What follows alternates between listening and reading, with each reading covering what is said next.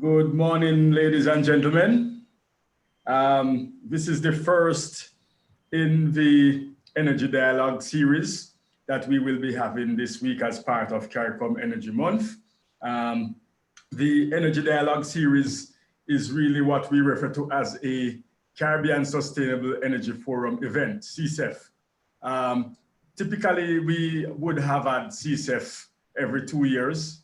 The last one was, of course, November 2018 in Placencia, Belize. And this year, we had intended to host the CSEF in St. Lucia, in Rodney Bay, St. Lucia, during November also. Unfortunately, of course, because of the COVID-19 pandemic and the measures implemented, we have not been able to host CSEF this year as we intended. We took the decision that we would not do CSEF as a virtual activity, in fact, and that we would postpone until such time when the measures have been sufficiently relaxed to allow us to meet in a group, as it is that we anticipate that there are significant benefits that are to be gained from personal interactions during the event. So as a result of that, we decided that we would have hosted this dialogue series as a means of replacing some of the content in a way for the CSEF, but also to encourage some of what will feed into the CSEF content at the time when the CSEF comes. We expect that we will host the CSEF next year, all things being equal. But let me, for those who may not know, say who I am. I am Dr. Devon Gardner. I'm the head of the Energy Unit at the CARICOM Secretariat. And today we are really looking at a discussion with some past ministers of energy as the first of the series. We call it the Past Ministers Dialogue today. We will be having a number of other dialogues throughout the week. Tomorrow, we will have the Regional Institutions Dialogue with institution leaders from the CCRI, the 5Cs, and the SEDEMA. On Wednesday, we will have a Utility Managers Dialogue with utility managers from Belize and from St. Kitts and Nevis and from Jamaica. And on Thursday, we will have an Innovation Leaders Dialogue, which will speak to hydrogen and fuel cells and how that will help the Caribbean to transition to the future, because many believe that hydrogen is indeed a critical part of the future of any energy mix, even as we pursue some of those renewable energy options that we are doing now together with battery storage.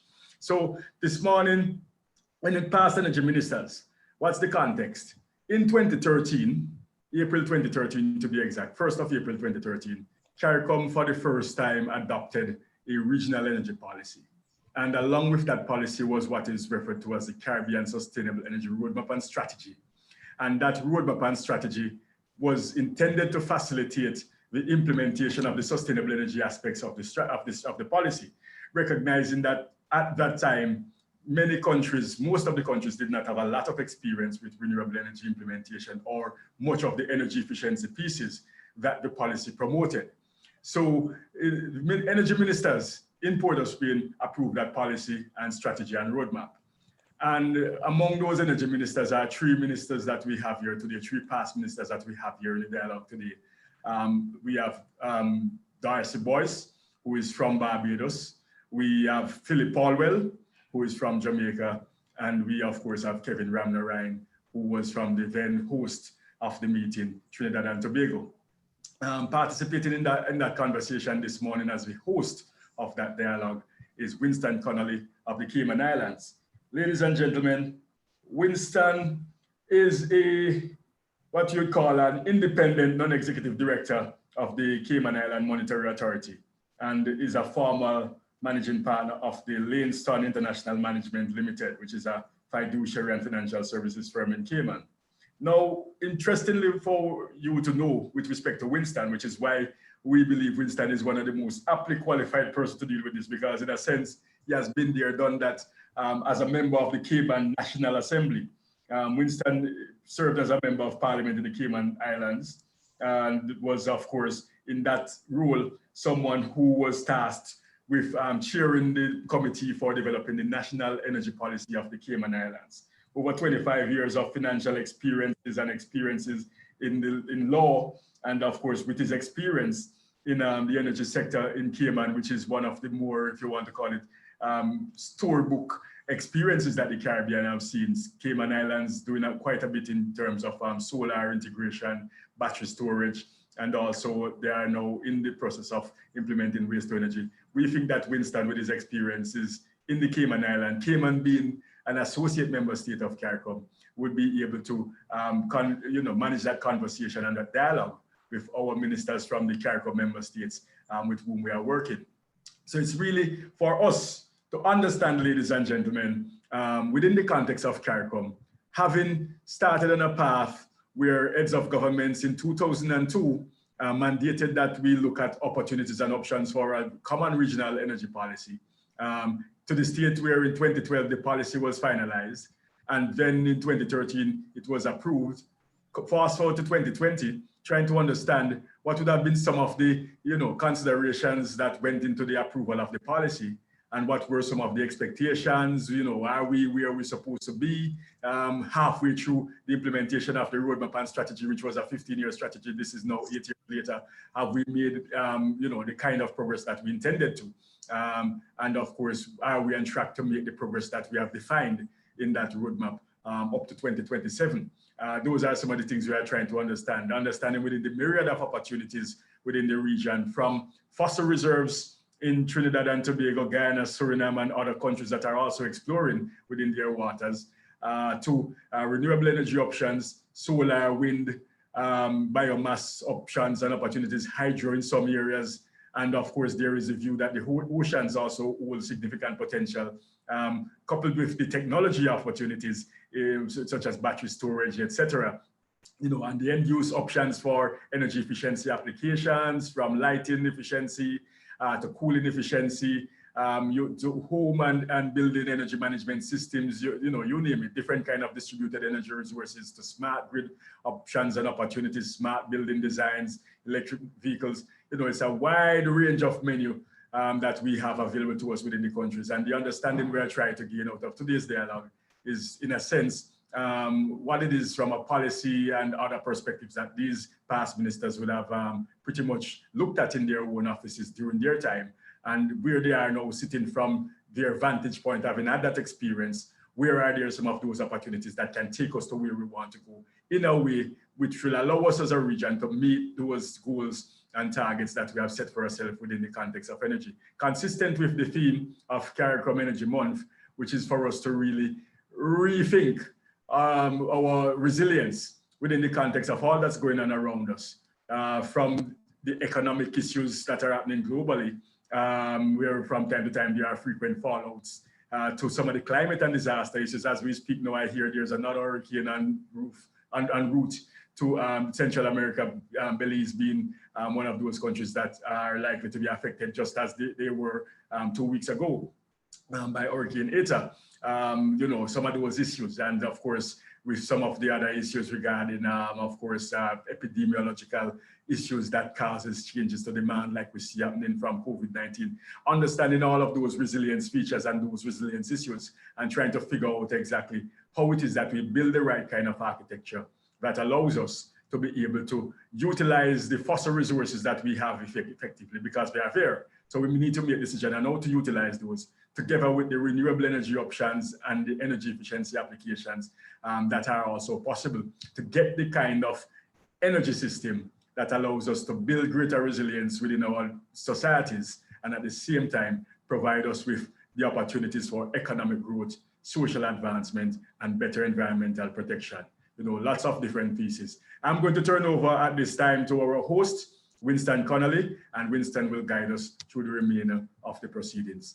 I look forward to your interactions and to the contributions of the various speakers, this esteemed group of experts who we have here with us today. Winston, thank you very much. Thank you, Dr. Gardner, and good morning, everyone, and welcome to this session.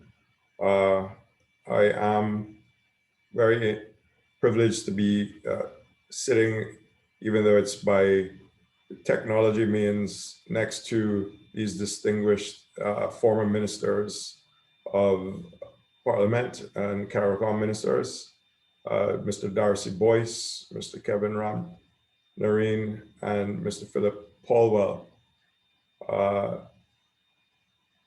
Darcy Boyce was the Barbados government minister responsible for energy between 2008 and 2018. And during that period, he led the start of Barbados transitioning to a greater component of electricity from solar in its energy mix. He has also been a deputy governor of the Central Bank of Barbados and holds first-class honors in economics from the University of West Indies, the degree of Master of Business Administration from the University of Toronto, Canada, and is a Canadian Chartered Public Accountant. He currently provides advice in developing and implementing energy and business strategy and policy. And Mr. Kevin Ramarain served as Minister of Energy of Trinidad and Tobago from 2011 to 2015. And during this tenure, he created a positive climate for investment, including the fiscal reforms, which resulted in major investments in deep water exploration. Prior to being appointed as Energy Minister, he held various positions in the Energy Chamber of Trinidad and Tobago and at British Gas, where he worked as a lead economist. He holds a BSc in chemistry and a MSc in petroleum engineering and an MBA. And since leaving ministerial office, he has worked as an energy consultant and a lecturer at the Lockjack School of Business. In 2020, he was appointed by the Guyana government to its Local Content Advisory Committee. And in 2014, he was named Energy Executive of the Year by the Petroleum Economist magazine.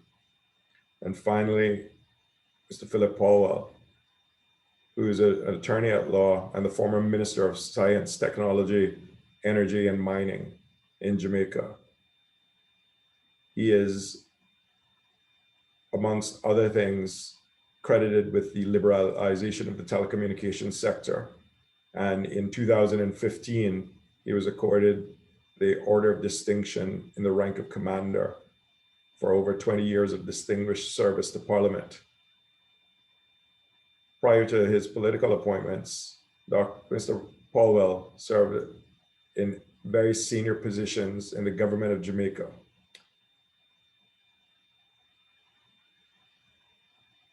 With that brief introduction, I will actually just open up the questioning for the panel. And this question is for all of the panel, and they can take it in any particular order.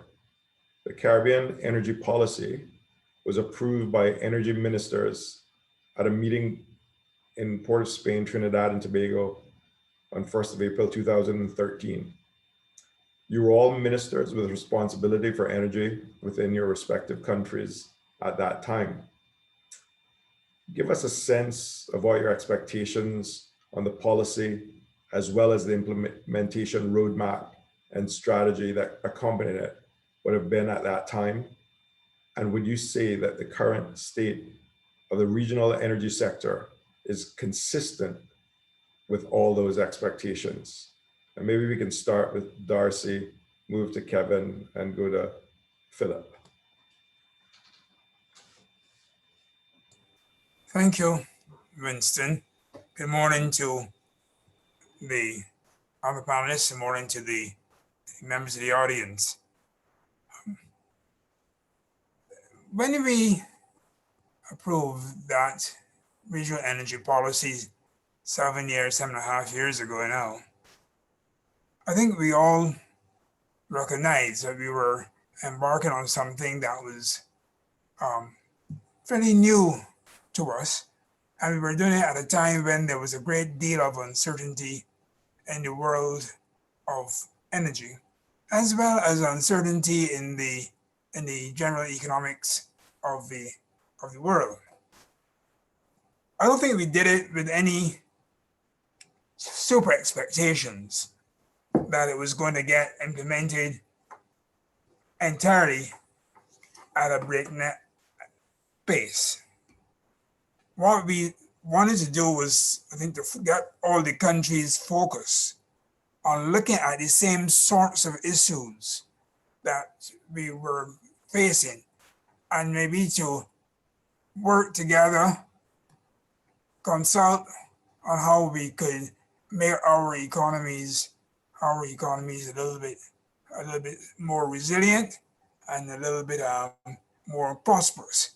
Remember that we came out of that plan came at a time when when the world has just come out of the 2007-2008 economic crisis, and we were all concerned about earning foreign exchange, saving foreign exchange, getting growth going in our economies again.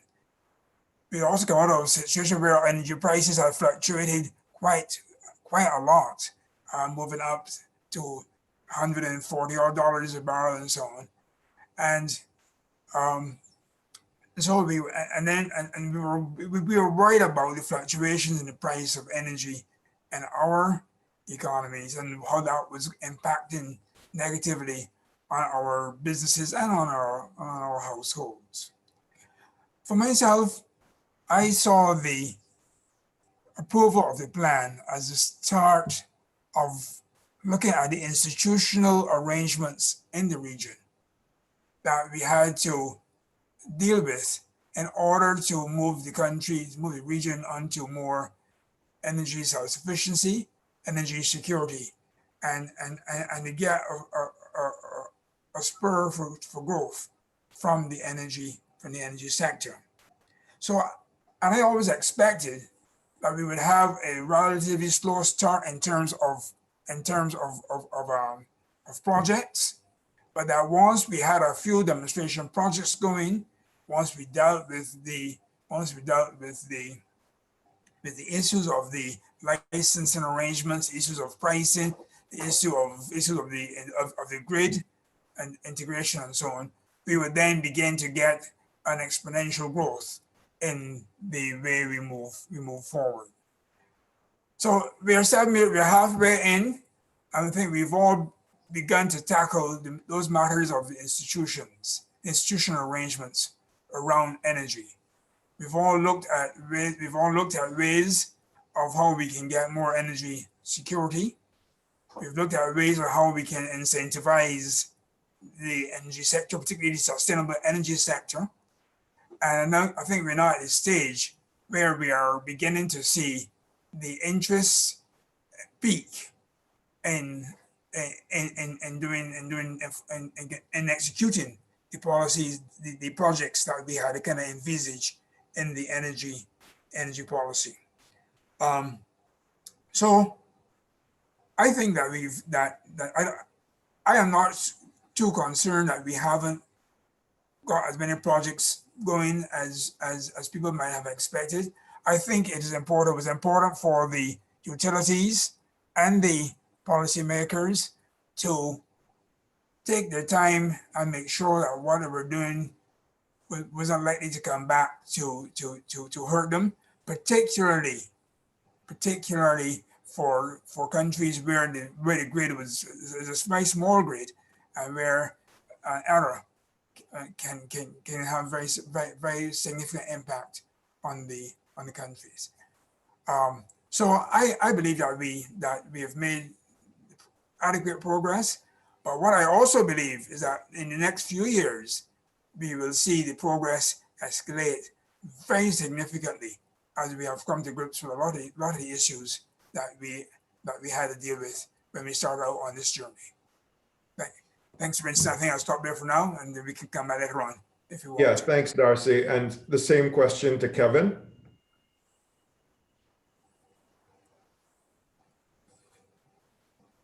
Yeah, hi. Good morning, everybody, and thanks for having me on the panel.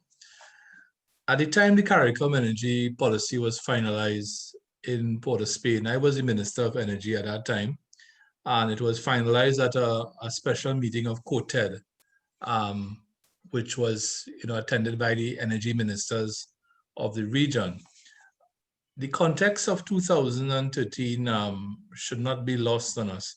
what was happening is that, of course, oil prices were very high between 2011 and 2013. And that was placing a tremendous strain on, on balance of payments, on foreign exchange reserves, and so on, for countries in the Caribbean, with the exception of Trinidad and Tobago, which benefits from that sort of scenario. So it had become a very pressing issue in the CARICOM that had to be addressed. And I think the policy reflected the intention of the CARICOM to begin to migrate away from fossil fuel-based electricity and towards non-fossil fuel-based electricity. In terms of what has been achieved in the last couple of years, I was doing some reading last night about what has been achieved. It seems that by and large, according to statistics from IRENA, the CARICOM region has almost doubled its generation capacity from non-fossil fuels. And most of that progress has been made by Jamaica, and to a lesser extent, Belize, and I would say I'll throw Barbados in there too. Those three countries have really been at the front of that transition. So I remember at that time to Jamaica, there was, of course, Philip will speak more about Jamaica, but Jamaica had this very strong intention to begin to diversify its energy mix away from fuel oil and diesel, and I think they have achieved that in great manner. And Philip will talk a bit more about that. We've also seen gains in geothermal energy in the countries of the Eastern Caribbean. We've seen, as I said before, gains in renewable energy out of Belize, specifically in terms of hydroelectric projects in Belize. Of course, Jamaica, and Philip will talk about the wind and the solar projects in Jamaica, and Barbados with its solar capacity, which has increased significantly since 2013 when that policy was finalized. So there has been some progress. I agree with Darcy. I think there'll be more progress to come in the next 5 to 10 years, because there is now this global coordinated effort to reduce carbon dioxide emissions. And although the Caribbean is a very small contributor to global CO2 emissions, the Caribbean has to play its part, seeing that the Caribbean is probably among the most vulnerable regions in the world to sea level rise. So that would be my opening contribution. I would end by saying that in my opinion, the most significant events in the CARICOM for the last 10 years would have, in my opinion, would be Guyana's discoveries of 9 billion barrels of oil equivalent, and Jamaica's Jamaica's ability to diversify its energy diet away from fuel oil and towards renewables and liquefied natural gas. All right, thank you, Kevin. Over to you, Philip, with the same question. Hi, good morning to you all. Very nice to be on this webinar. You've spoken of us, Winston, as past ministers. I think I'm still having hope of being a future minister, because up to recently we had elections here. I should let you know that I became minister in 2002, and since then the portfolio has not been relieved of me. So even when I'm in opposition, I'm still the spokesman on energy. So it's really 18 years of unbroken familiarization in this field. I remember very well 2013 and that historic meeting in Port of Spain, ably facilitated by our host, Kevin. And I think they have both set the context of the meeting. I should be clear that when we got to that meeting, Jamaica was already in its early phases of implementing its own energy plan. We had decided very early about 2005 that we're going to try as a country to have a united approach to dealing with the energy sector and to try to see how we could steer it away from the level of political competition that we're accustomed to on certain matters. So in 2009, when I was in opposition, we agreed with the government to implement an energy policy. So by the time we got to Trinidad and Tobago, our hope was that recognizing the peculiarities of our various member states, that the energy policy of CARICOM would take on certain broad issues, certain broad objectives that we all could fit in. And I know the issue of sustainability was one that was significant. The issue of how to implement renewable energy projects at the time to see how we could get them to fit into the grid. And I thought we were able to come away with an agreement that could be implemented. And indeed, we have seen implementation at various levels across the Caribbean.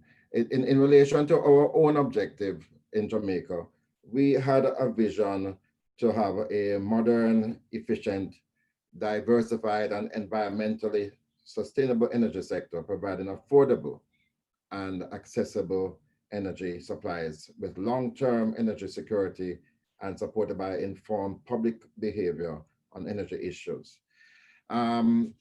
So yes, in a nutshell, I think as CARICOM states, where we are at various different levels of development at the time, we all were committing to an approach that would see some unification in areas that were common to us, especially those relating to renewable energy and how to get them onto the grid for greater sustainability. Thanks, Philip. And I think it would also be good to just share what was happening in Cayman during a relatively similar period. Back in 2017, we passed the national energy policy here. And although we're just an associate member of CARICOM, some of the issues that you raised while you were giving your answers were exactly the same considerations that we raised: the fluctuation in oil prices, the negative impact on businesses and households, and also just the fact that as the Caribbean members are kind of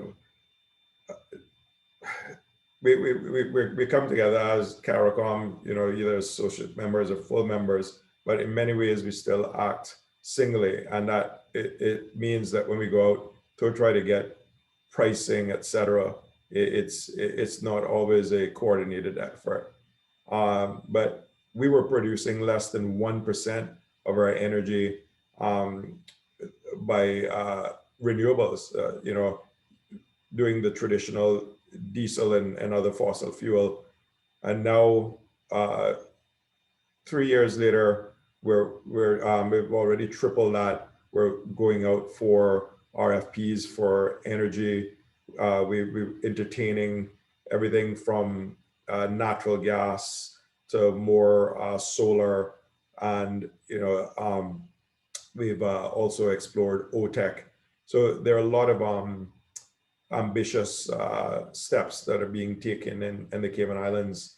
And the one thing that I would commend the government for is they're really looking at the Paris climate change agreements and using those as a guide so that not only regionally are we in line with what's happening, but internationally as well. And the government has said that every 5 years it will look at the policy, tweak it as necessary, update it, and go back to the people of the Cayman Islands. So I think that last bit is a pretty important bit in terms of accountability, because they know that every 5 years, there's going to be, they're going to have to justify what they've done and report on what they've done. So, you know, there are a lot of parallels there, but a lot of lessons that Cayman can learn from Jamaica, from Trinidad, from Barbados. The next question that I have is, again, for all, and maybe Philip, we can start with you this time and then move to Kevin and then Darcy. The theme of CARICOM Energy Month, reimagining resilience, energy at the center of our lives, conveys the presence of systems that provide secure access to clean, reliable, and affordable energy services, which are predictable in pricing and supply, and capable of supporting economic transformation and social cohesion within CARICOM. From your experiences, what are the key ingredients and strategic actions that are necessary for us to achieve this, and at the individual country levels, as well as collectively as a region? Philip, maybe we can start with you this time.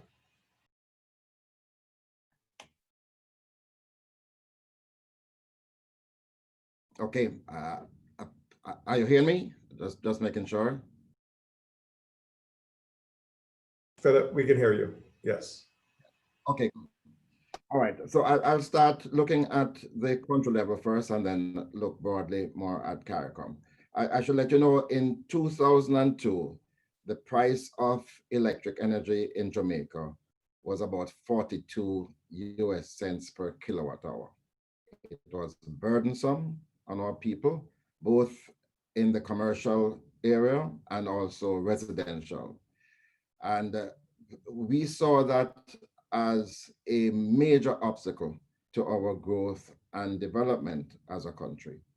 And therefore, we move in greater earnest to, first of all, deal with the main problem that we were having at the time, where we had such a tremendous reliance on fossil fuel and heavy fuel oil and diesel. In fact, it was about 98% of our energy mix then. We were very aggressive in diversifying our energy sources to incorporate, over the last decade or so, a mix of natural gas in the form of liquefied natural gas. And I'm very pleased that we now have almost 50% of our generating capacity coming from natural gas. We also were very aggressive in implementing our renewable energy policy. And again, out of that, we've seen dramatic transformation. We now have, for example, in the area of solar, 37% of our energy mix going to solar, and in wind, we have 4.7% comprising wind technology. And as I mentioned before, just about 50% utilizing natural gas. In the region, I think we can credit ourselves. Sometimes we knock ourselves hard because we have not been able to come together to solve common problems. But I think in the area of energy, just as in the case in Jamaica, where our political parties decided that we are no longer going to treat this as a political football, but we're going to unite the country around some common objectives. I think in the region, we have seen that, and we've seen successes elsewhere. I know we have Barbados and Trinidad here, but I know in other countries, St. Vincent, St. Kitts, other countries that were struggling in 2002 or 2013, they are now at a point where they can claim success. I just want to stick in one point. But in the middle of all of what we were doing, there was an initiative that was engineered through cooperation with Venezuela. I know Barbados and Trinidad were not involved, but most of the other countries were involved in the Petro-Carib initiative. At the heart of that was the issue of pricing, stability of supplies, security of supplies. And I would always be grateful to the Venezuelan government for that input, because we were able, in this very difficult period, when the price of oil went up to as high as $140, we were able to sustain ourselves due to this facility that saw deferred payment over 20 odd years at low interest rate. And then in Jamaica's case, we were able to get a significant write-off of that debt in 2014. So I want to mention that because it was indeed a critical part of the milieu at the time. Yeah, well, thanks for that, Philip. And Kevin, before you answer the same question, I do have in the question and answer section, which I'd like for you to add to the to consider and add to your original question. One of the viewers has said, many countries in the Caribbean have ambitious targets to be completely and substantially reliant on renewables for their energy needs within a short time span. The private sector will need to be involved to reach these targets. What are countries doing to attract and support private investors in the renewable energy sector? So maybe, Kevin, when you're answering that original one, you could touch on this as well. Could you just repeat the original question so I have it completely digested?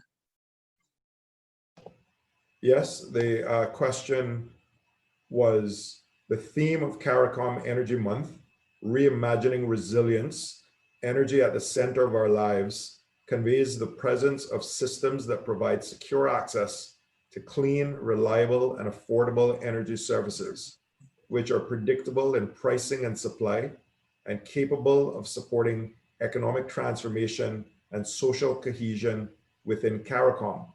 From your experiences, what are the key policy ingredients and strategic actions that are necessary for us to achieve this at the individual country levels, as well as collectively as a region?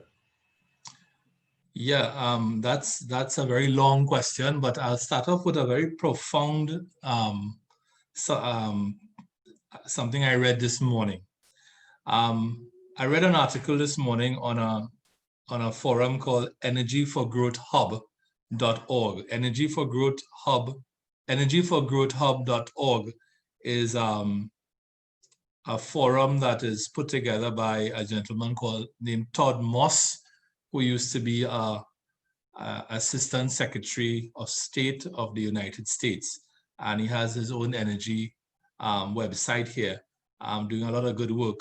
And one of the things that he has said that the United States consumes a whopping 34 terawatt hours every year on gaming. This is for the use of the PS4s, the PS3s, the Xboxes, and so on. And that is more energy than is consumed by the entire state of Nigeria. That is consumed by, is more energy than is consumed by places like Ecuador and Myanmar, and Zambia and Costa Rica and so on. And what is the point? The point is that there is something called energy poverty in the world, and access to clean, access to affordable energy determines your standard of living. And for a very long time, we have all known that the CARICOM has some of the most expensive electricity in the world. Trinidad and Tobago is the anomaly in that whole situation. In Trinidad and Tobago, residential customers pay 5 US cents per kilowatt hour for electricity. In Jamaica, Philip pointed out in 2002, I think it was as high as 41 US cents per kilowatt hour. In Guyana, it is currently about 26 US cents per kilowatt hour. And therefore, the CARICOM governments with the exception of Trinidad and Tobago, which is 5 US cents per kilowatt hour, have been involved in concerted policy efforts to push those numbers down. The conversation in Trinidad is quite the opposite. The conversation in Trinidad is that 5 US cents per kilowatt hour is actually 4 to 6 US cents per kilowatt hour for residential customers will have to eventually increase. So what has really emerged is that the CARICOM's ability to be globally competitive for a number of its industries, such as its manufacturing sector, such as the tourism sector in the region, is greatly impacted by the high cost of electricity in the region, with the exception of Trinidad. And I would also add to with the exception of Suriname, which has very low tariff rates. So the concerted effort really has been taking place in Jamaica and in Barbados, and we see efforts throughout the region to bringing these tariff rates for electricity down. And as I said, the conversation in Trinidad has been in the opposite direction because the recent revelation, the National Gas Company of Trinidad and Tobago recently recorded its first ever loss in its 45-year history. And what has emerged is a conversation now around the National Gas Company's ability to continue to carry the burden of these low electricity prices, because all the electricity in Trinidad and Tobago is generated from the combustion of natural gas. The only other country that I'm aware of that does that is Qatar. So Trinidad and Tobago and Qatar are probably the only two countries in the world that get all their electricity from one source, which is natural gas. Natural gas in Trinidad and Tobago is not becoming cheaper. It is becoming more expensive. I have been doing some work, of course, as many may know, in Guyana. I'm part of the local content advisory committee in Guyana. The government of Guyana, the new government of Guyana, which took office in August of this year, has set a very ambitious and aggressive target of achieving natural gas to electricity by the middle of this decade or before. Of course, the objective, of course, there is to reduce the cost of electricity to the population by a factor of as much as 60%, which is an ambitious goal. So throughout the region, there is, Winston, this effort. And it's happening, as I said, in Jamaica, in Guyana, in Barbados, in Belize, in the Eastern Caribbean, to reduce the cost of electricity. One of the things that, in terms of regional integration, of course, the CARICOM is, a set of countries separated by water. So your ability for grid integration is not as simple as, let's say, in the United States or in the European Union. We're separated by water. One of the things that I would like to see happen is, submarine cables, more submarine cables between countries. For example, at this point in time, Trinidad and Tobago has a pretty significant excess installed capacity of electricity. Our installed capacity is around 2,100 megawatts, and we're currently using about 1,350 of that 2,100. We know that some has to be put aside for spinning reserve, but I mean, projects like the exporting of electricity from Trinidad to Grenada, for example, is something which should be explored in my opinion. There's already a submarine cable between Trinidad, the island of Trinidad, and the island of Tobago, but that's one country. So I think that the dialogue and the policy direction is, of course, flowing in the correct direction. And I expect, as Darcy said, to see within the next 5 years, acceleration of this effort to reduce the cost of electricity or the price of electricity in the region. All right, thanks so much, Kevin. And I just also encourage the panelists to look at the chat section. Some people are commenting there as well as in the Q&A section. Mohammed has said that high morning for Jamaica, the below are correct, 7% solar, 4.7% wind, 50% LNG, and 38.3% fuel oil. So it's people are listening and they are engaged. And I should say that, as you can see, I put on my glasses now. So those corrections are indeed very correct. I was reading using my natural eyes, and that's not good. Yeah. So thanks for Mohammed for putting that in. And then Darcy, over to you. Maybe just your thoughts on that same question that I posed earlier to both Philip and Kevin. Thanks, Winston. Let me go to the part of the question that deals with the matter of economic transformation. Back in 2008, I think we and Barbados were importing, I believe it was 800 million or thereabouts dollars worth of fossil fuel, and most of it was going for electricity.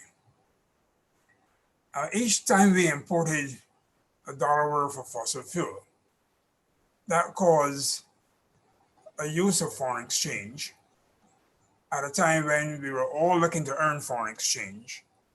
And it meant also a reduction of your gross domestic product, the level of output of the economy.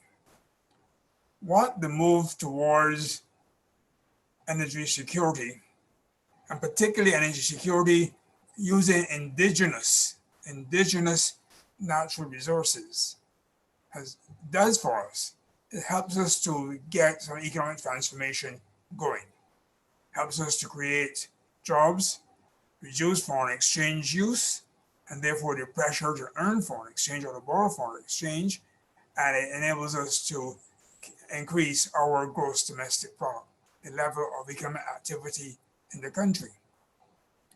Now, all of those are important issues for us.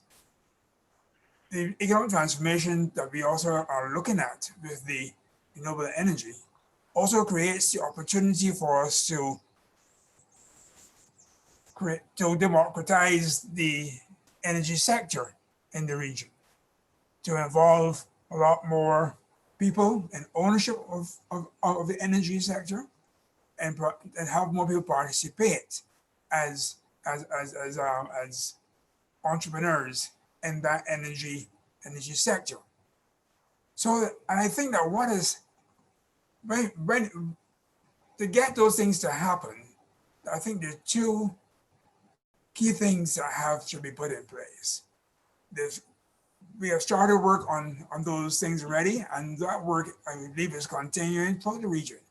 The first one is to have a set of conditions, regulatory conditions around energy that gives certainty to people who wish to invest, that they can get a license to supply energy to the grid, that they can get that license at a rate that allows them to cover the costs of their operations, that they can get that license for a period of time, for a sufficiently long time, that they can manage their finances of the investment.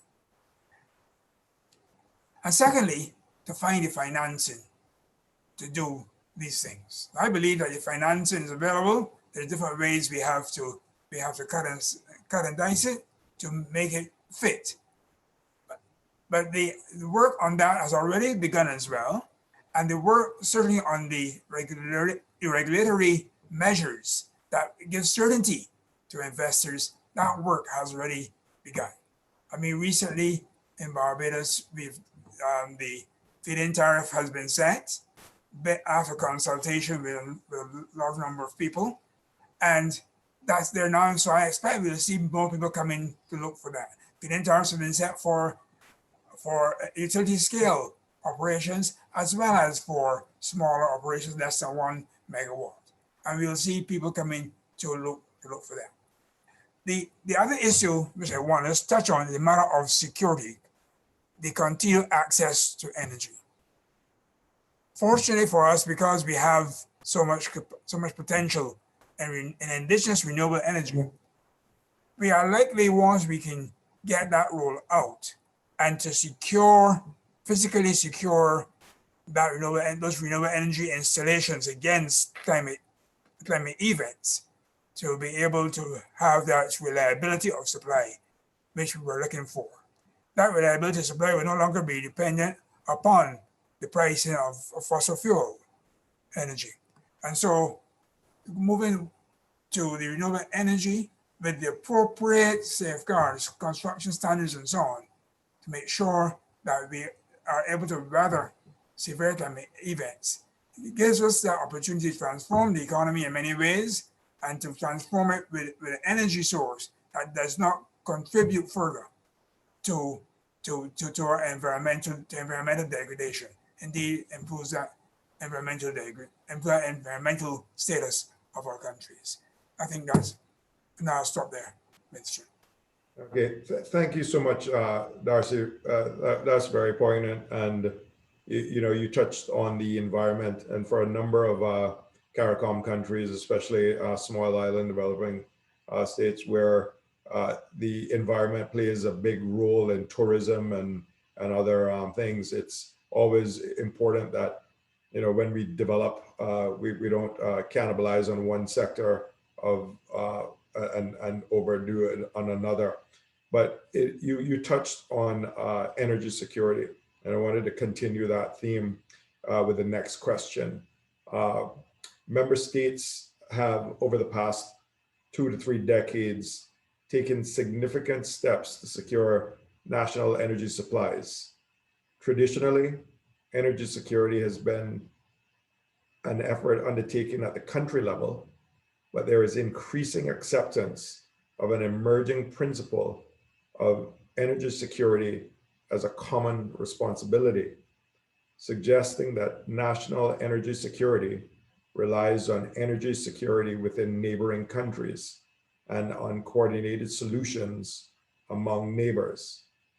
In fact, there's even been discussions on a number of concrete steps, such as interconnected power markets and integrated natural gas networks within parts of the region. Why haven't we seen much progress around the regional treatment of energy security? And if attainment, how should we pursue the opportunities for the same? And I don't know if you want to just continue along your lines, Darcy, to start off with that question, because you touched on the energy security in your response. I can continue a little bit on that. Can you hear me?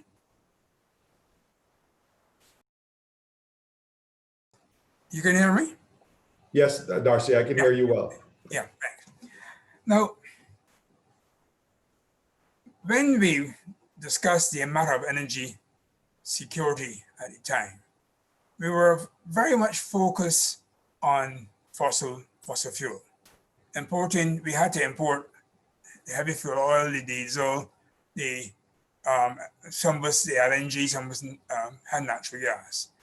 And we were seeing problems with the supply of all of those fossil fuels at the time. One was cost, the other one was sometimes availability of it. I remember we tried for a long time to look at how we will bring LNG into the region for all of the countries to use. And we didn't make the progress we wanted to make in it, except for Jamaica, because of the size of their market.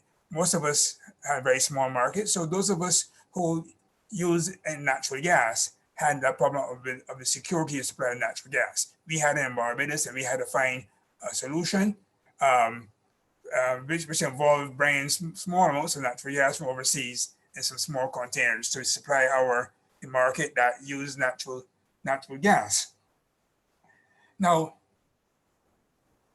what that concern has to some extent been partly removed by the trek towards renewable energy. with the improved technology and reduction of costs in battery storage and in wind and in solar, it now seems that the renewable energy with storage backup is now competitive with some of the fossil fuel. But if we drive that along, and if we can as a region find ways to jointly procure renewable energy equipment, services in renewable energy, services in battery storage and so on. If we can, a region can do that so that we reduce the overall cost to each country of moving into renewable energy, then we effectively improve the security of our energy supply. Now, in some instances, even when you can buy the fossil fuel, even when it is available, we have to worry about the matter of getting it landed in our countries, particularly during the hurricane season, depending on how the seas are behaving. Without having to bring in fossil fuel, we avoid some of those issues. But we do not avoid them entirely because we still have to deal with the matter of how do we secure our renewable energy installations against hurricanes and floods and storms. And so we have to do the work necessary to make sure that when we construct those installations, they are able to stand up to the strongest hurricanes that we have. Otherwise, we now introduce risk not only in our transmission distribution system, but into our generation system as well. And I believe the work is going on, the work is continuing, work has begun, is continuing on how do we harden and strengthen those systems for renewable energy installations to give us that security that we need. The other issue of security we have to be concerned about is the issue of cyber security. Because as we move to electricity system, energy system, with several distributed smaller systems, the whole electricity grid depends upon information technology, information communications technology. That is an area where we have to be particularly conscious to make sure that we've got the best security around that area that we can get. Because if one tampers with that, then you effectively compromise the grid. So those two matters of the cybersecurity risks that we now open ourselves up to, and the climate risks for our renewable energy installations are two of the areas I think we need to pay particular attention to in the region. I'm not saying that we're not paying attention to them. I believe that we are paying attention to them, but we cannot, for a moment, blink your eye on those two areas to make sure we have the security supply that we need. It's far less a matter of fossil fuel security and more a matter of the security around the renewable energy installations. While we go through this transition, we of course have to keep an eye on both those areas, both renewable energy security as well as fossil fuel energy security. Thanks. All right, thanks for that, Darcy.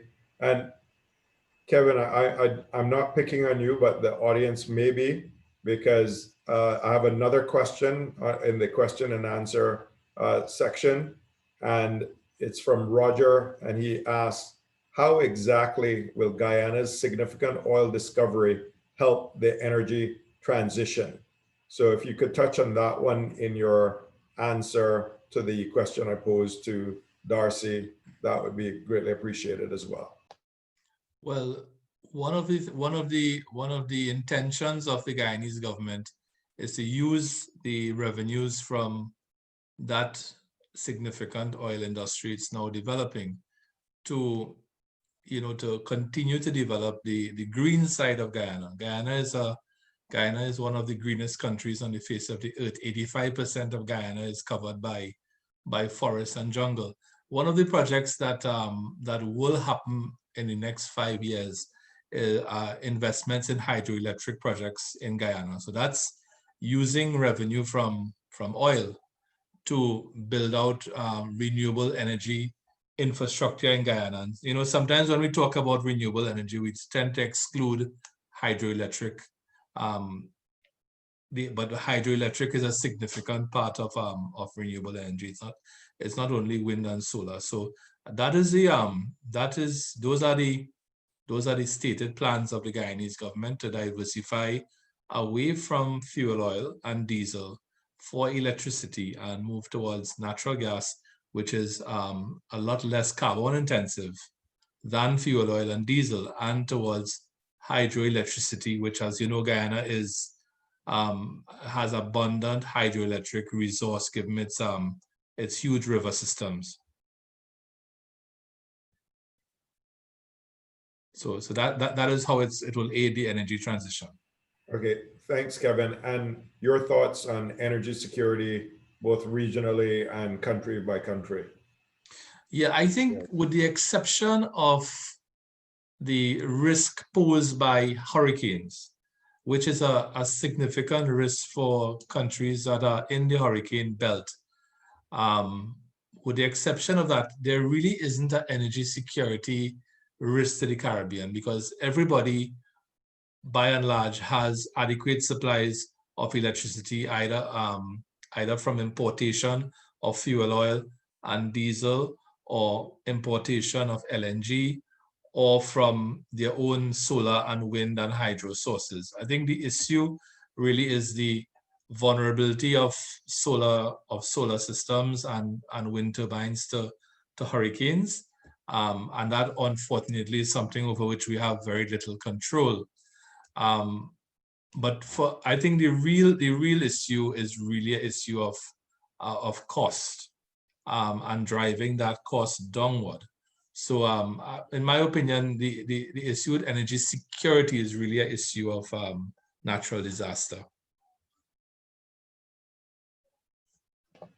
Okay, thank you, Kevin. And Philip, your thoughts on any of those two topics, not holding you to the Guyana answer if you don't want to. Yes, but I'll deal with both the issue of security risk and issue relating to financing. But I just want to make clear, just going back to the correction that I did earlier.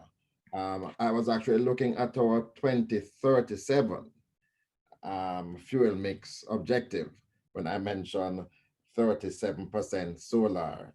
So we are in fact still at about 7%, wind 4.7%, and of course the major growth area has been LNG.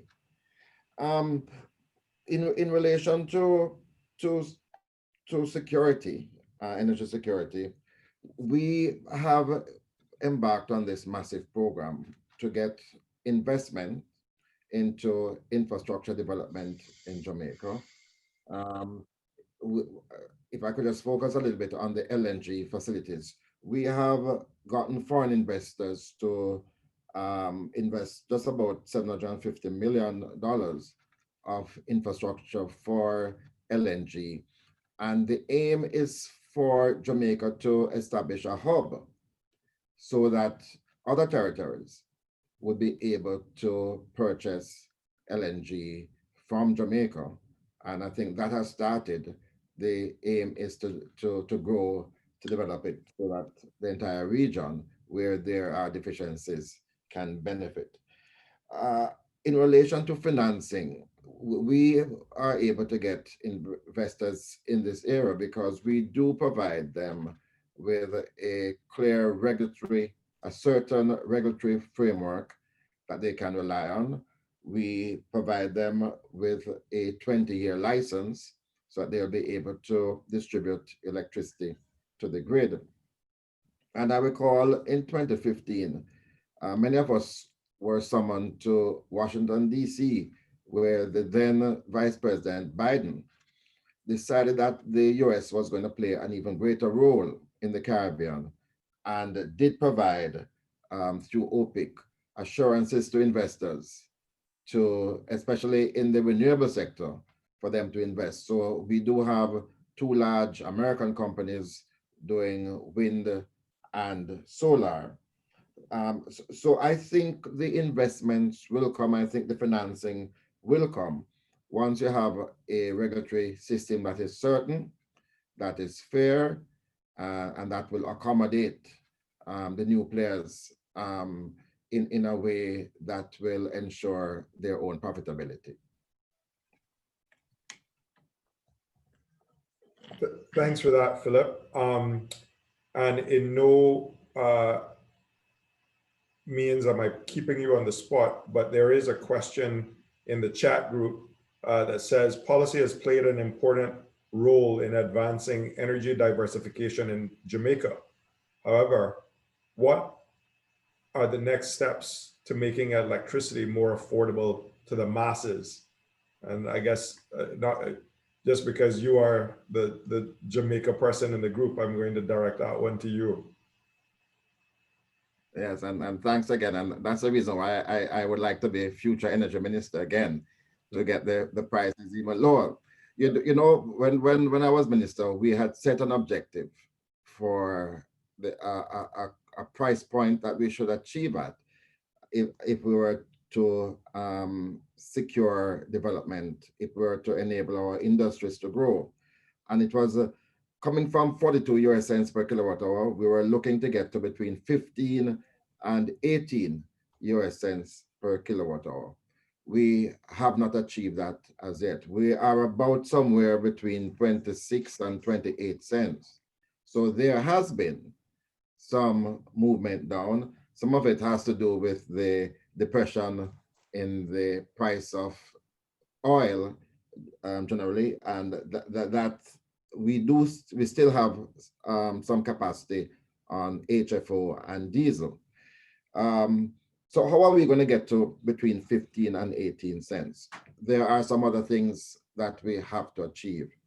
We have to acknowledge that the price to access the grid is still too high, that there is still a high level of inefficiency in terms of the heat rate, transmission rate on our grid.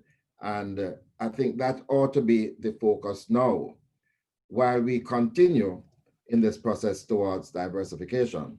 I should let the audience know as well that in Jamaica, we were able to democratize the business of generating electricity so that any Jamaican now can apply to install his or her capacity at home or at business by way of a net billing license.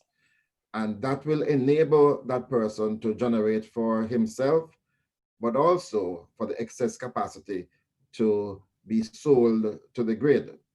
We have just about 800 contracts in that area. We want to see it grow exponentially so that individuals can generate their own electricity. I think that's an opportunity that is going a begging, and we want to encourage more and more Jamaicans to do so, notwithstanding the high cost of the technology. But we are assured that that technology, especially for solar, is reducing almost every day. Thank you, Philip. This is a general question to the panel, and it's from Kevin. Says, if there's a push in the direction of renewable energy, what is the plan in ensuring legislation is updated to support larger renewable energy installations for commercial and industrial clients and having the interconnectivity with the local electrical energy suppliers? Any one person on the panel can address that, please.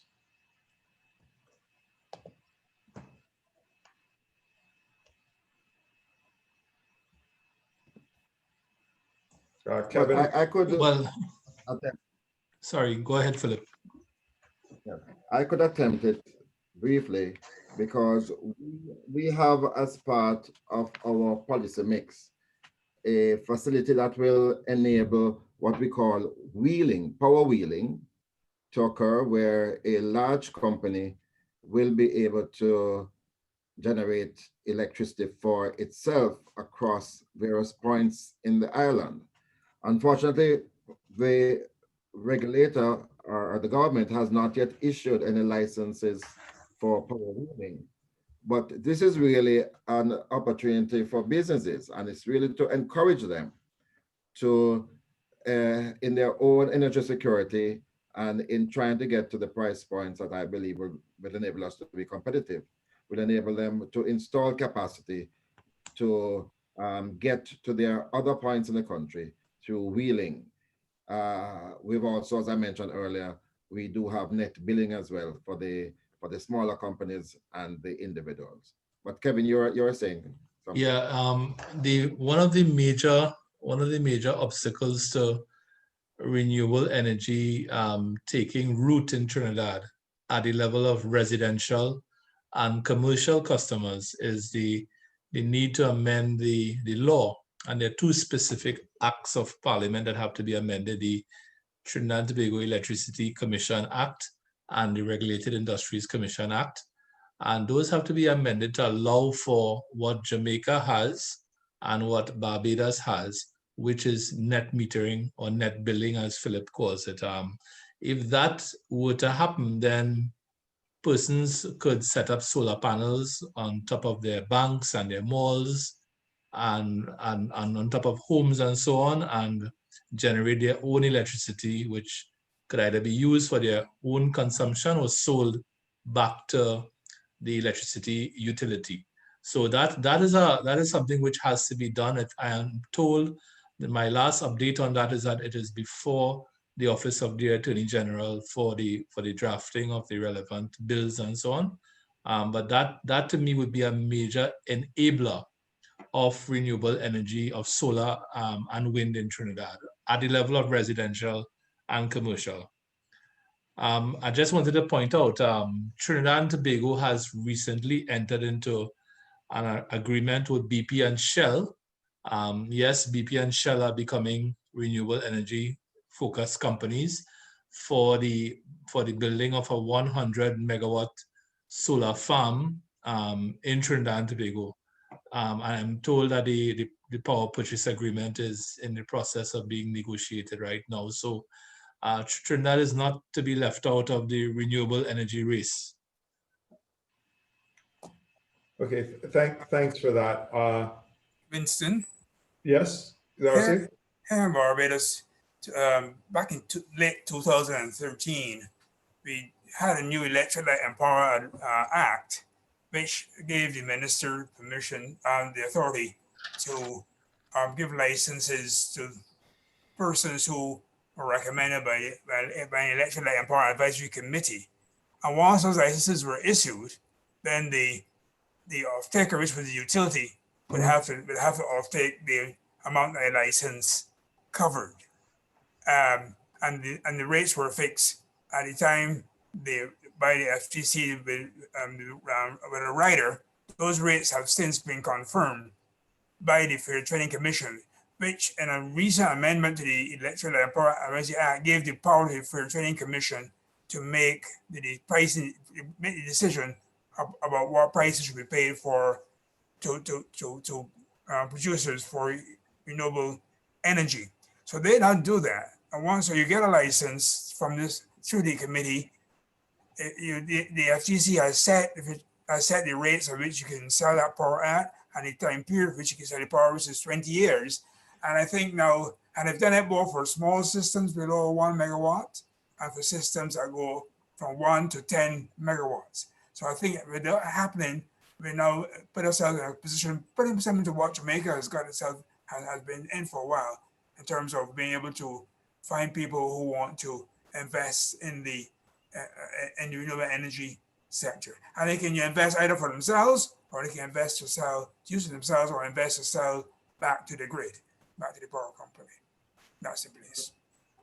All right, thank you, Darcy. So I have a follow-up question on this one. I think is for Kevin, and it's from Indra. What is the situation with the feed-in tariff issue in Trinidad and Tobago? Well, I think I just gave my understanding, Dr. Haraxing, is that it is with the Office of the Attorney General for the relevant drafting. I appreciate, like you, that it is taking a bit long, And I would like, personally, I would like to see that become a bit more of a priority for Trinidad and Tobago. Thank you, Kevin. And then Philip, there's another one back at you in the Q&A section. And this is from Vikash. And it's, do you think there has been an opportunity lost in working with Trinidad on LNG with regards to making Jamaica an LNG hub? For example, commercial agreements directly with Trinidad and Tobago's government and or Atlantic LNG. Yeah. Well, certainly it would have been a better situation for us, but as Kevin will agree and accept, in our negotiations with Trinidad, because Trinidad obviously would have been the first port of call, it was realized early that at the time, Trinidad did not have the capacity to provide Jamaica with LNG. Then, as you can recall at that time, demand for LNG was high. There was the problem with Japan where their system went down, nuclear system, and they had to shift to LNG. So I did accept in good faith Kevin's response that Trinidad could not supply Jamaica. The point also is that the ownership of the gas in Trinidad is multi-tiered. So you do have an amount that goes to the government, but the mass of it is driven by the private sector. Yes, so the answer to the question is yes, it would have been the preferred route, but at the time it was not available to us. So we did look to the international market, and that's how we are getting our supplies for the time being. Okay, great. And then I just want to give a shout out, I guess, to the panel.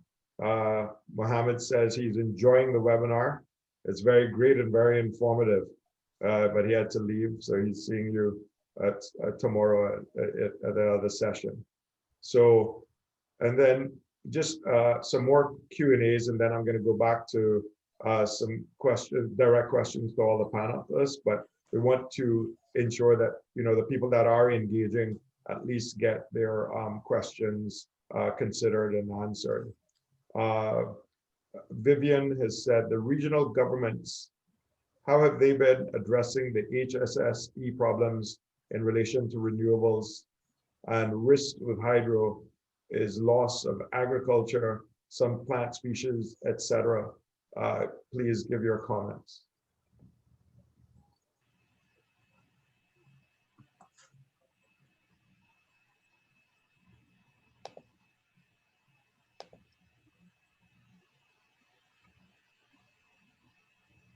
And anyone want to attempt that from the panel?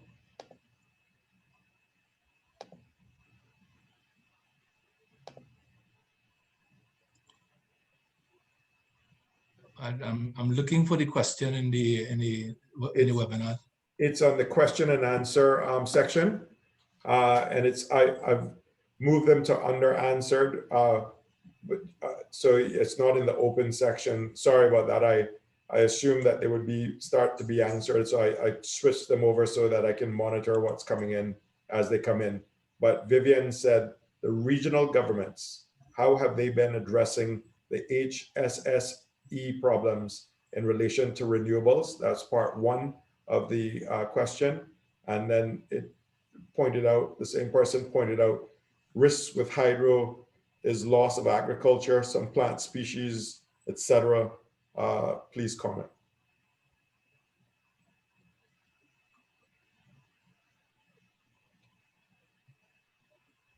Well, in relation to hydro, I do concede the challenge, but in Jamaica, we've been able to overcome them largely by engaging in feasibility studies before undertaking any of the projects to ensure that it would have minimal disturbance to agriculture or aquaculture.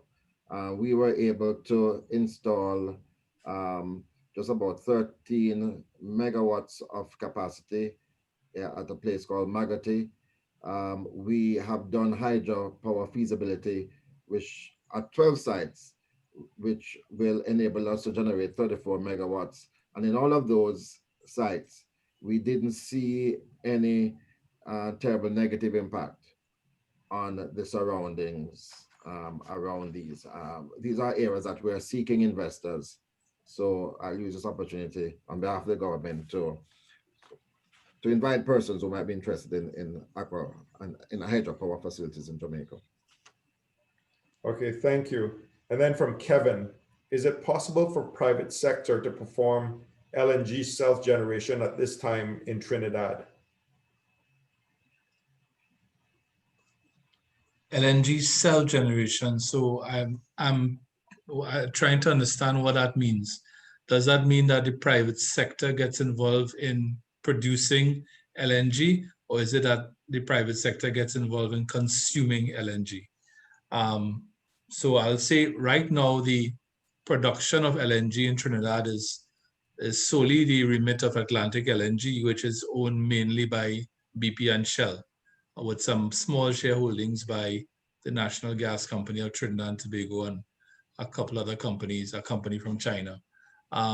So there's no private entity in Trinidad right now that is consuming LNG. But I know that in Jamaica, and Jamaica has done really well with LNG. In Jamaica, they are trucking LNG around the country. Correct, Philip? LNG is being sold to manufacturers in Jamaica who would obviously use the LNG for their own generation of electricity for their particular manufacturing operation or whatever it is. And I also wanted to point out, because I think it's significant for this forum, that LNG from Jamaica is finding its way to Guyana, where it's being used by Demerara Distillers Limited to generate electricity for Demerara Distillers Limited. And if you're not sure who Demerara Distillers Limited is, DDL, they are the makers of a very popular rum, El Dorado, the El Dorado rums, 15-year-old, 12-year-old, and 5-year-old, and so on. So that is a tangible example of how the region is becoming integrated, where you have LNG from Jamaica being repackaged and sent in small ISO containers to Guyana. But in Trinidad, there is no private sector consumption of LNG that I am aware of. Okay, thank you. The questions are coming. Sorry, go ahead, Paul. Yeah, Go I ahead. just wanted to what Kevin has said. We do have large infrastructure for LNG in Jamaica. We did a conversion in Bogue, Montego Bay, of 120 megawatts of LNG. We also have done 190 megawatts in Old Harbor. And we also allow the bauxite company, Jamalco, to generate 100 megawatts of electricity from LNG. So we do have significant infrastructure capacity, and the aim is to enable our private sector users, especially our manufacturers, to get cheaper electricity by way of natural gas. So yes, it has been trucked around in Jamaica. A number of companies have already signed up for LNG, and we expect that over time, the Jamaican marketplace could be transformed into a natural gas marketplace. Okay, thank you. I'm going to go to one last question in the Q&A for now.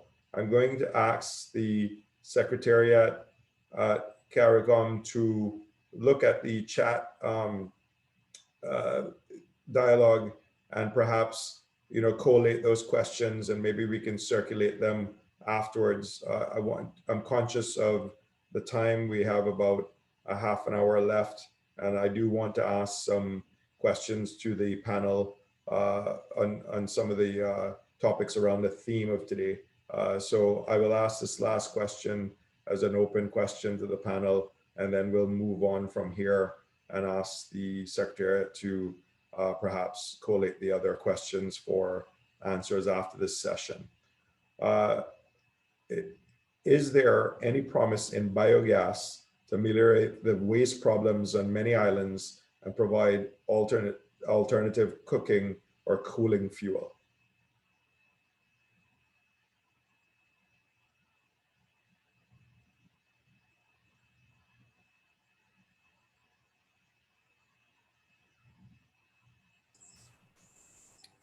Winston, Uh-huh.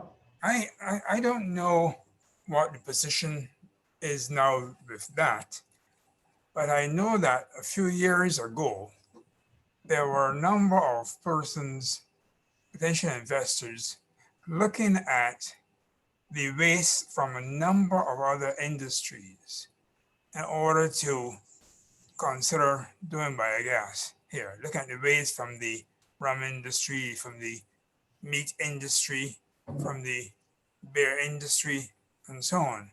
Um, the project didn't get to full preparation because I believe that there were issues of whether the supply was sufficient, whether um, it could be properly trucked or centralized so that it could be handled, what it would cost to procure it or whatever. But there was some initial discussions between some foreign investors and some local producers in the other sectors. Where that has got to, I don't know. I don't know if it's been continued, but I know that some discussion had started on the matter, and maybe it's something which is being followed by other countries, and they can share some examples, some lessons if they've been followed in their countries about how to treat with some of the organic waste that come from the poultry and pig and beer and rum sectors. Okay, thank you. I'm going to go to some In direct relation questions. to, Sorry, go ahead, Philip. yeah, I just want to on the waste to energy because it has been a fantasy of ours to engage in waste to energy for many years, but we've just not seeing any takers. In our energy mix, the plan up to 2037 is for, by that time, 2.5% of our energy mix will comprise waste to energy. The obvious benefits are the environmental one, and also in relation to, it is not as variable as the other renewables, so it is seen as base load. But our problem has been the price points that we had set for ourselves in terms of the reduction of electricity prices. And we found that up to recently, the technology did not allow for waste to energy to be, say, as competitive as wind or solar. Uh, and many of the investors are seeking what is called a tipping fee to enable them to have viable projects. And again, that was seen to be too costly for the government to undertake. So I think that with the improvement in the technology, as we're anticipating, there will be some viability there. But up to now, we haven't seen a price point that will make it competitive. Okay, thank you. Philip, this question is for you, actually just going along with, what's happening in Jamaica.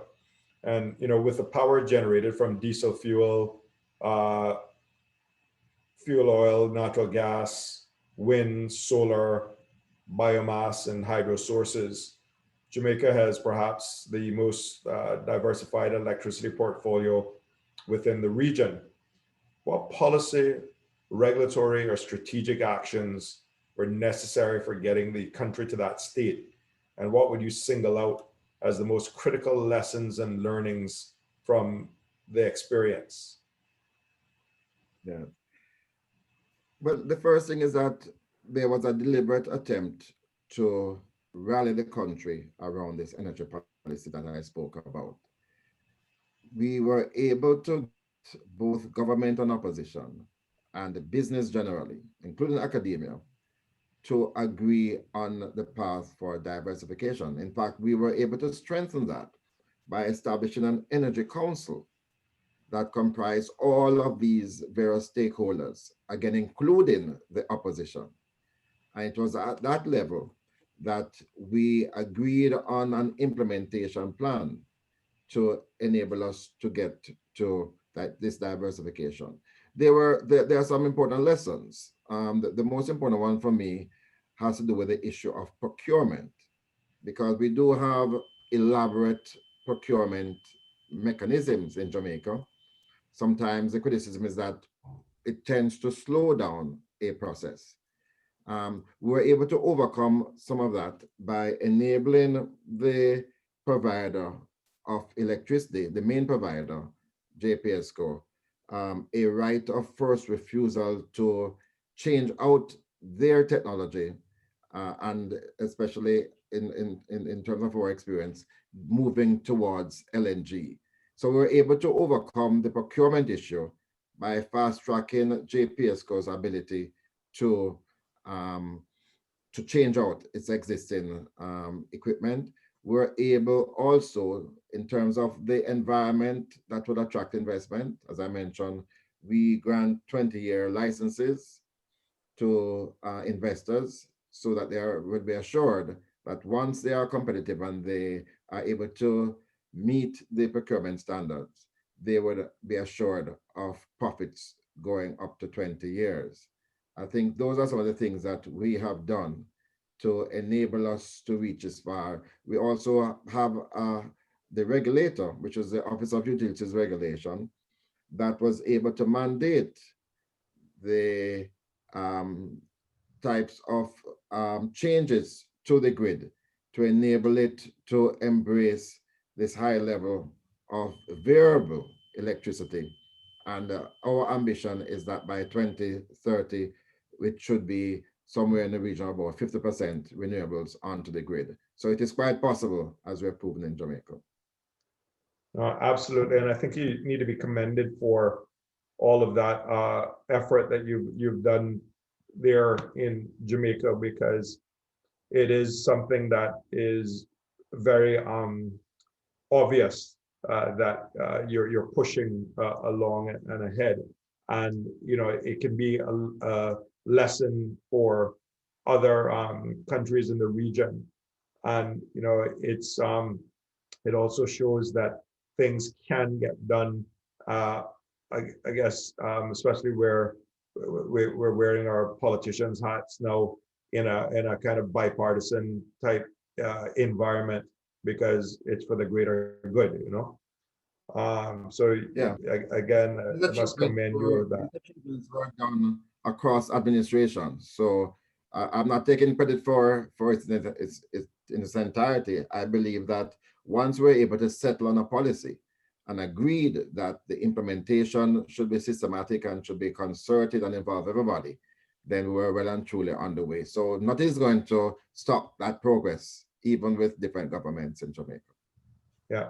And Kevin, for you, the energy situation of Trinidad and Tobago has been different from the rest of CARICOM.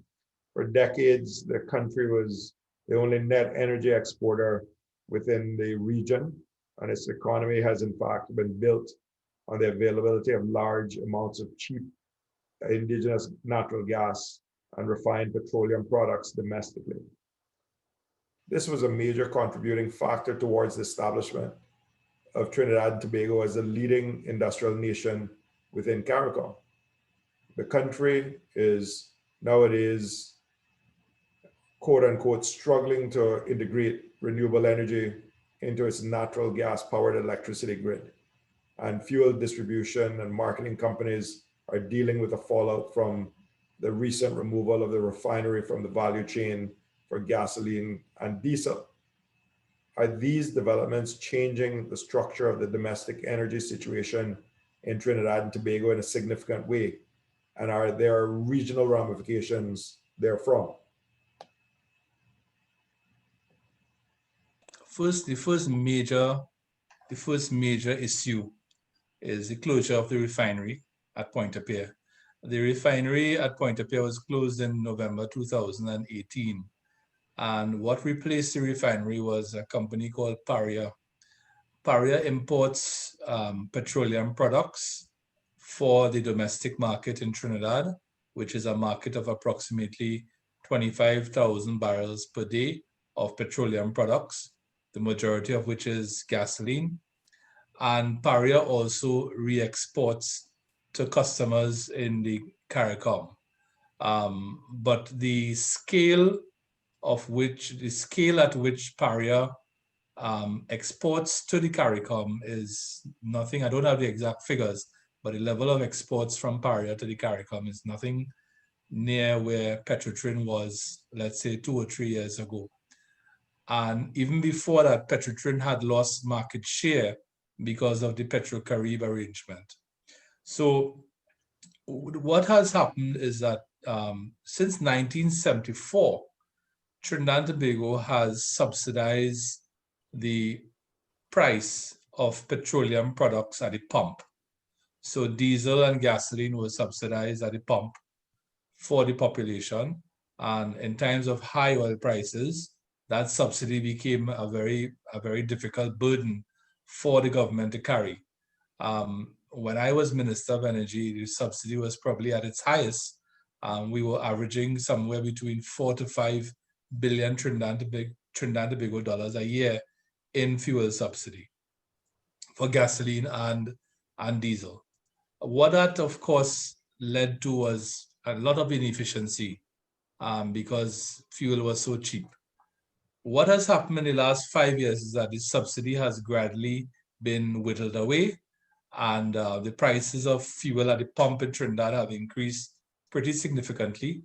And effective January 1st, 2021, the subsidy will be no more, and the price of fuel at the pump in Trinidad and Tobago will fluctuate in tandem with the price of oil on the world market. So we have arrived to the point where other CARICOM countries have been for quite some time. So the next time you visit Trinidad and Tobago, you might see the price of fuel varying from service station to service station. So that's the first major repercussion of the closure of the refinery. The other issue is the issue of electricity, which has been the lowest in the region in Trinidad for some time. Residential rates are between 4 US cents per kilowatt hour to 6 US cents per kilowatt hour. I think commercial rates are somewhere around 8 US cents per kilowatt hour. I mean, these figures are mind-boggling when you compare them to other CARICOM jurisdictions. The days of cheap electricity in Trinidad and Tobago cannot last forever. And the reason for that is that the price or the cost of natural gas, the cost to produce a unit of natural gas in Trinidad has increased significantly, I would say, in the last, 10 years. So that it is becoming more burdensome for the National Gas Company, which is a state enterprise, to carry the burden of subsidizing electricity for the population.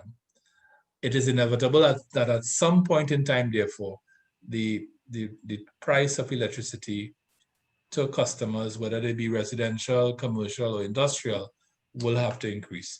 So what we are trending towards in Trinidad is a price of energy moving closer to what the market would dictate. That is not necessarily a bad thing. There are advantages to that, one of which is that it will push the country towards becoming more energy efficient. Trinidad and Tobago is well known. If you look at the World Development Indicators, Trinidad is always at the very bottom of the table in terms of energy efficiency. So it will drive energy efficiency in Trinidad. That is a good thing. And two, it will stimulate demand, in my opinion, for renewable energy. Because the more electricity becomes expensive, electricity from natural gas, as the more competitive electricity from renewable energy becomes. And on the other hand, as people like Dr. Harak Singh, who is listening to us, would tell us, the cost to generate a unit of electricity from solar and wind, as we all know, it's come right down in the last, I would say the last 6 or 7 years.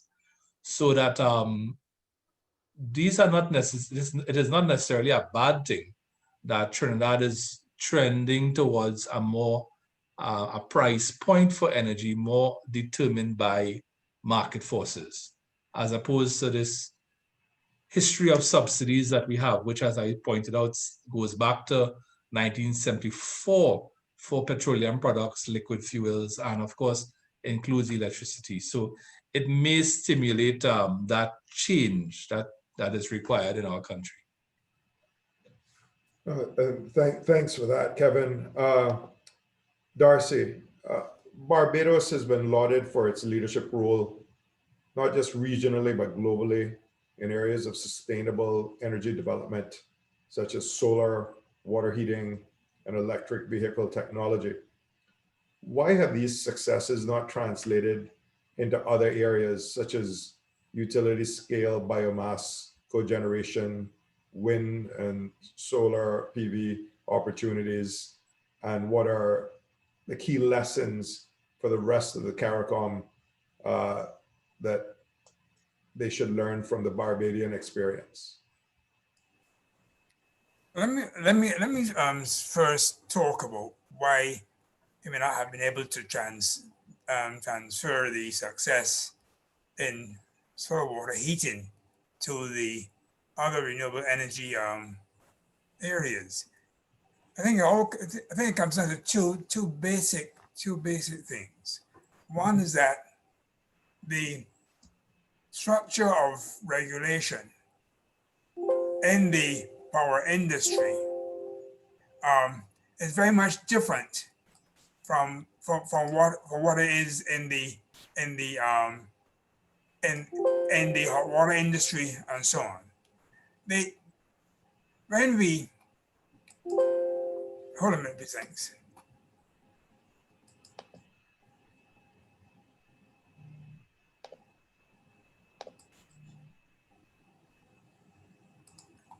And for the solar water heating industry, there were no regulations that you had to go through.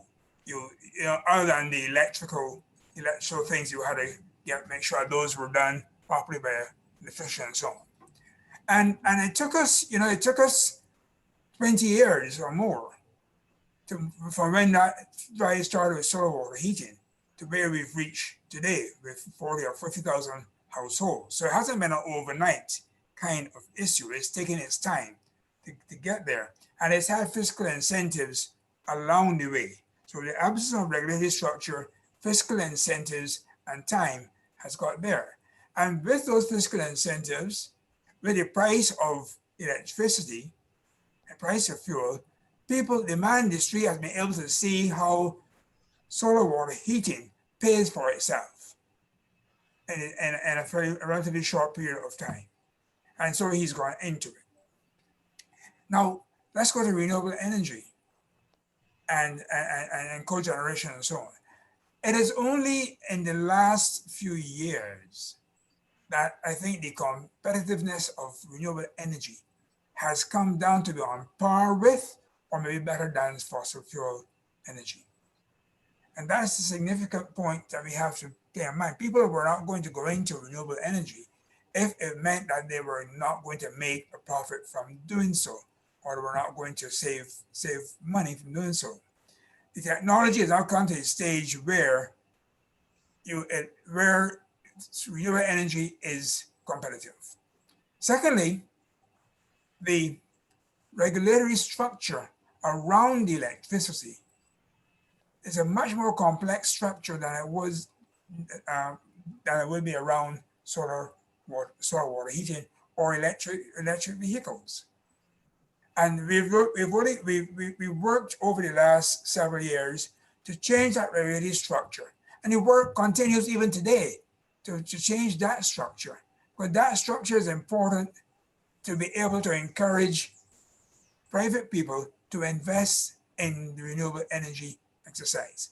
Now that we've gone a good ways in changing that structure, I expect that you will see faster uptake in in renewable energy. And maybe the uptake in renewable energy investment will probably exceed the pace at which solar water heating investment took place. Because if you're looking to move to 2030, we're looking at several hundred megawatts of energy to put in place. And with a structure which allows you to make money from doing that, with a structure that gives you certainty of your contract, certainty of your off-taker, then you are likely to see a much faster increase. So the comparison is really not quite of apples and apples. It is actually a little different.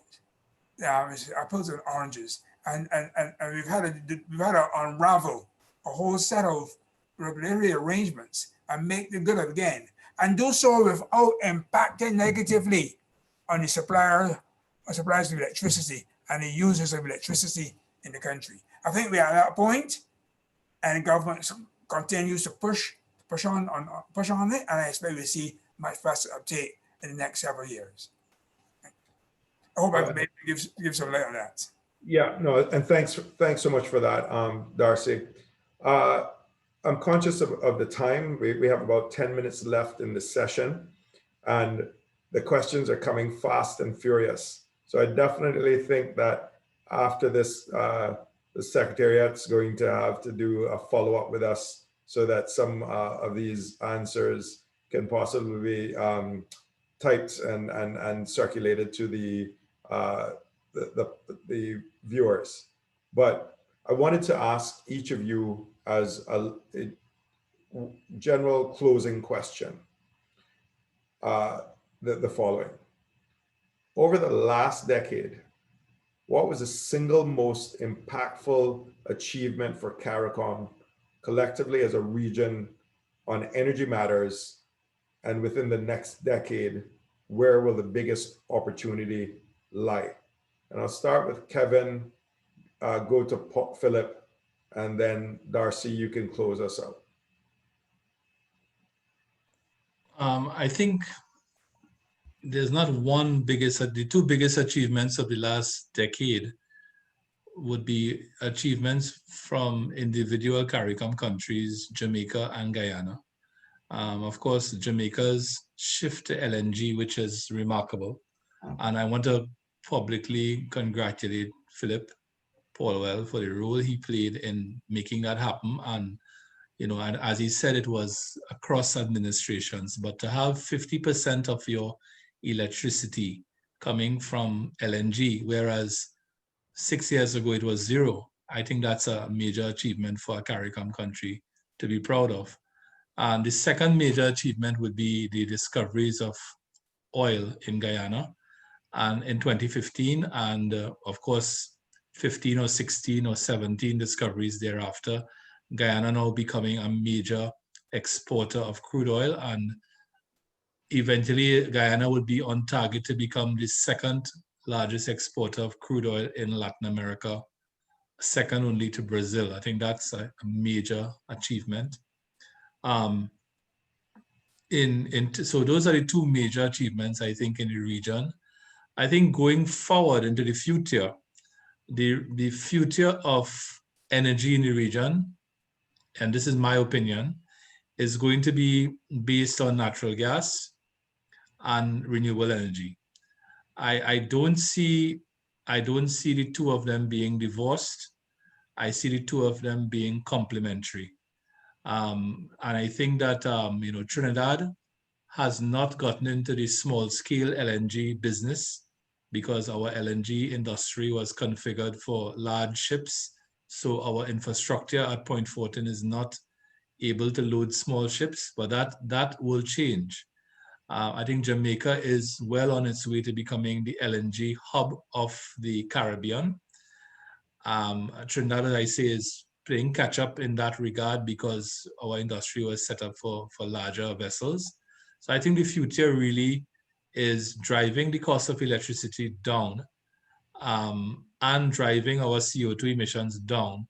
And the way forward for that is really natural gas from LNG and of course, renewable energy complementing natural gas, or natural gas complementing renewable energy.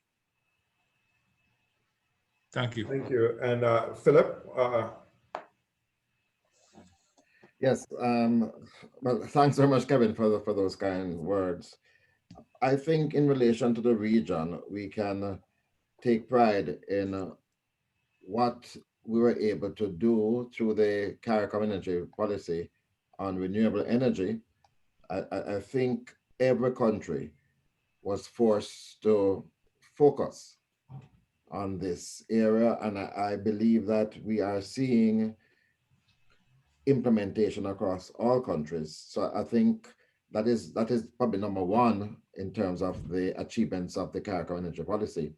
We haven't said much, apart from just now when Kevin mentioned it, about energy efficiency, because that is also a key part of the energy policy and strategy that we had agreed on, because many of us were just using too much energy when we weren't producing it, and when it was so expensive. That became a focus of ours in Jamaica. We haven't said much about this, but you're probably not aware that we have been able to cut, for example, our street light bill from about 79 gigawatt hours to 59 by the transformation that we have done with using LED lamps. We have seen in government agencies tremendous reduction in the cost of energy through the implementation of a cool roof solution. We have also retrofit our air conditioning systems, and we have done extensive training of our public sector employees on how to minimize the use of energy. So we are seeing all round improvement there. And you know, that is probably the greatest power the consumer has in all of this, to become more efficient users, to conserve, and to use the opportunities that are available, especially as I mentioned earlier, to generate your own electricity through the net billing arrangement. all right, perfect. And Darcy, over to you. And then once you finish yours, I will just do a general closing and thanks. Vincent, I think that the two things that stand out for me is that the CARICOM regional energy policy relates to what Philip just said to some extent.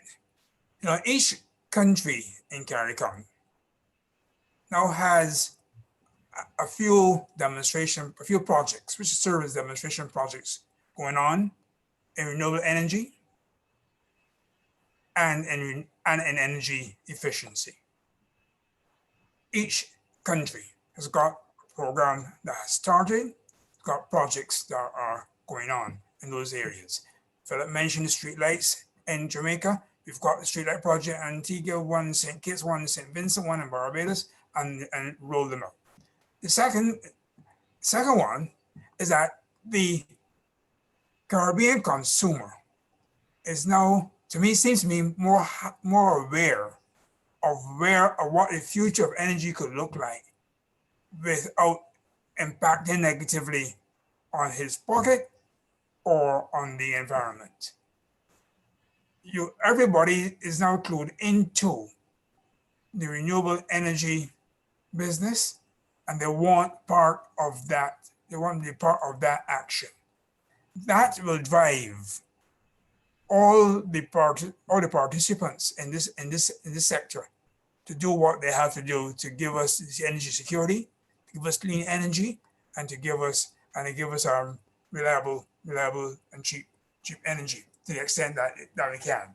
Those two things: the consumer perception, and in fact, every government, every country, not government, every country has got something going on which supports renewable energy or energy efficiency, and that has been a mix of private sector and government sector operations that have driven that participation in the industry. The very next decade, where will we be? I think I am looking forward to seeing each of our countries having a real high degree of independence of its energy and energy sources by way of that clean energy and by way of using indigenous resources and give a fillip to our economies and some good jobs for our young people who in the installation and maintenance of these renewable energy efficiency projects in the region. I think we will, in 10 years' time, we are going to be a region that is probably going to be a net exporter of energy rather than one that is importing energy at this time. Thanks. Well, thanks so much, Darcy.